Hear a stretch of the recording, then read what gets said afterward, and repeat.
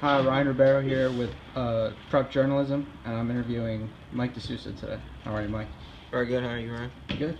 I just have a few questions for you. Sure. How long did you play football for Prep? I played football my freshman and sophomore year. All right. What position did you play? I played nose guard and center. Over that time, did you suffer any injuries? I suffered 2 injuries, one freshman year, one sophomore year. One was a concussion, the other one was an ankle injury. Did the injuries you suffered have anything to do with your departure from the team?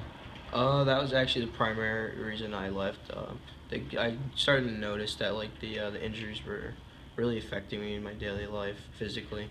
I'd wake up, have headaches. Any long exposures to like computers or TVs would give me headaches. So I kind of just took a break from football, see if it would help. What were some of the symptoms you suffered after you got your Uh, concussion? Oh yeah, before headaches, dizziness, confusion, um, just like anything just like the general head injuries. Like if you would hit your head, just like that, but like on like a larger scale, just like an extreme scale. How long did your doctor say you would be out of football? He said about 2 weeks is the regular time, but I think I was out for about a month due to the extreme of the concussion. What was the protocol you had to go through in order to get back on the field from like Prep and from the doctor? Yeah, the protocol was before. It was like he said it was at least 2 weeks. I had to stay out for at least 2 weeks, and then I'd have to do these kind of like drills. Like I'd have to bike for like 5 minutes without getting a headache, and then I'd have to do laps around the field without getting a headache. Just do some exercise stuff, like some stuff that would put me some do physical stress, and then see if I would get either nauseous, sick, blurry vision, headaches. Just to see if I was still have some head trauma or not.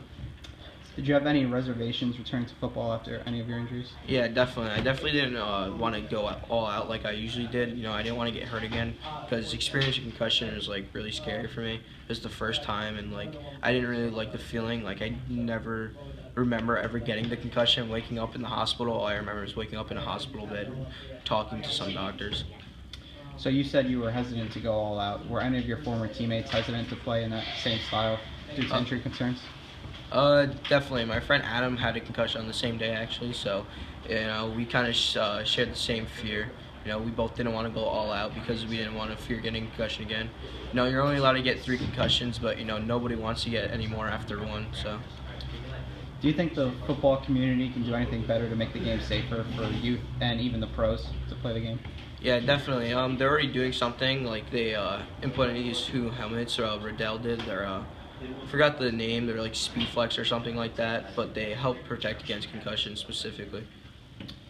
From your experience, what is one thing that every football player who plays the game fears?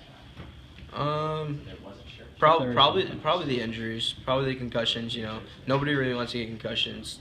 It only worsens your daily lives, and it definitely has an effect in the long run, as we can see. And most professional football players today are dying from head injuries and head trauma.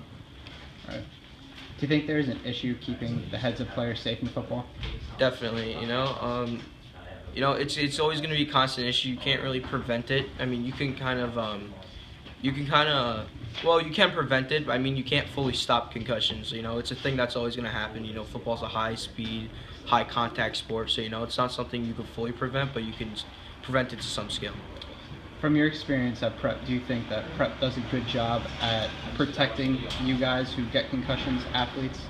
Definitely. Kyle, our trainer, he was definitely meticulous about the process that was going on for concussions.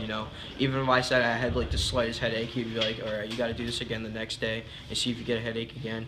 They're very meticulous about the process. Even if like you get the slightest symptoms, you're gonna have to do the whole process again. Because they don't want these reoccurring, or they don't want even further injuries to yourself. So they're very protective about it. You said before that you're only allowed to get 3 concussions. Can you explain that rule a little bit? The 3 concussion rule is you can't 3 concussions is kind of a bit like even one's a lot, but like they don't want you to get 3 because after 3, it's definitely like the prolonged thing I was explaining before. It's definitely going to come into play after 3. It can even come into play after 1, but the three concussion rule is basically just set into place so you definitely don't cause any permanent damage after like the third one. All right, that's it. Thanks, Mike. Thank you.